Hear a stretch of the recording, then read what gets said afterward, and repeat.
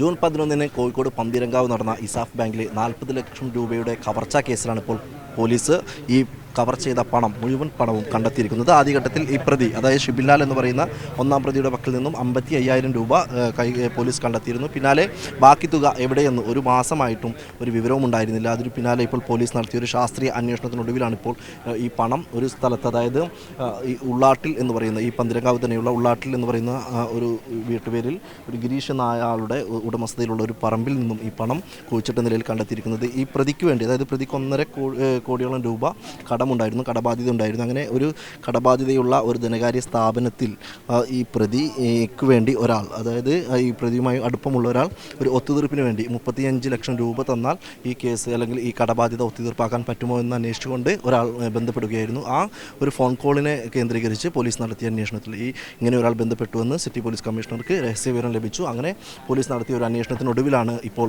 ഇങ്ങനെ പ്രതിയെ വീണ്ടും കസ്റ്റഡിയിൽ വാങ്ങുകയും ചോദ്യം ചെയ്യുകയും ചെയ്തു. അങ്ങനെ ഫറൂഖ് ACP AM സിദ്ദീഖിൻ്റെ നേതൃത്വത്തിലുള്ള സംഘമാണ് ഇപ്പോൾ ഈ പ്രതി കുഴിച്ചിട്ട 39 ലക്ഷം രൂപയും കണ്ടെത്തിയിരിക്കുന്നത്.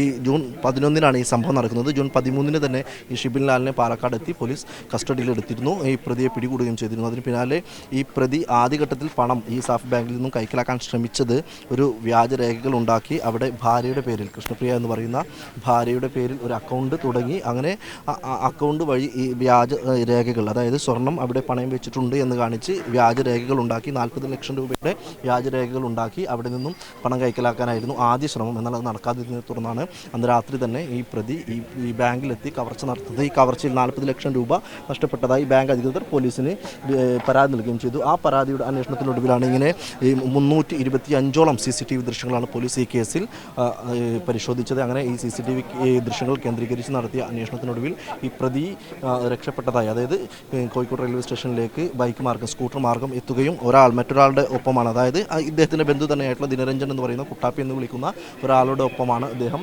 ഇവിടെ എത്തുന്നത്, റെയിൽവേ സ്റ്റേഷനിൽ എത്തുന്നത്. അങ്ങനെ ട്രെയിൻ മാർഗം പാലക്കാട്ടേക്ക് പോയതായി പോലീസിന് കണ്ടെത്തുകയും ചെയ്തു. അതിനൊടുവിലാണ്, അങ്ങനെ ആ ഒരു അന്വേഷണത്തിനൊടുവിലാണ് പോലീസ് പാലക്കാട് എത്തി ഈ പ്രതിയെ പിടികൂടുന്നത്. എന്നാൽ ഇതിൽ ഏറ്റവും പ്രധാനപ്പെട്ട ഒരു കാര്യം എന്ന് പറയുന്നത് 55,000 രൂപ ആദ്യഘട്ടത്തിൽ പ്രതിയുടെ പക്കൽ നിന്നും കണ്ടെത്തിയിരുന്നു. ബാക്കി 39 ലക്ഷം രൂപയോളം ഇനിയും കണ്ടെത്താനുണ്ടായിരുന്നു. അതായിരുന്നു പോലീസിന് വലിയ ബുദ്ധിമുട്ടുണ്ടാക്കിയത്. അങ്ങനെ ഒരു മാസം കഴിഞ്ഞതിന് ശേഷമാണ് ഇങ്ങനെയൊരു രഹസ്യ വിവരം, അതായത് ഇയാൾക്ക് വേണ്ടി ഒരു ഒത്തുതീർപ്പിന് ഒരു ധനകാര്യ സ്ഥാപനവുമായി ബന്ധപ്പെട്ട ഒരാൾ വിളിക്കുന്നു. അയാളുടെ ഒരു ഒത്തുതീർപ്പ് വേണ്ടിയുള്ള ഒരു ശ്രമം പോലീസ് രഹസ്യ വിവരം ലഭിച്ചു. അങ്ങനെ ഒരു ശ്രമം നടന്നതിലുള്ള ഒരു വിവരം ലഭിച്ചു. ആ ഒരു വിവരത്തിൻ്റെ അടിസ്ഥാനത്തിൽ പോലീസ് നടത്തിയ അന്വേഷണത്തിനൊടുവിലാണ് ഇപ്പോൾ ഈ ബാക്കി തുക കൂടി ഈ നേരത്തെ പറഞ്ഞതുപോലെ ഒരു ഉള്ളാട്ടിൽ ഗിരീഷ് എന്ന് പറയുന്ന ആളുടെ ഉടമസ്ഥതയിലുള്ള ഒരു സ്ഥലത്ത് കുഴിച്ചിട്ട നിലയിൽ പോലീസ് കണ്ടെത്തിയിരിക്കുന്നത്.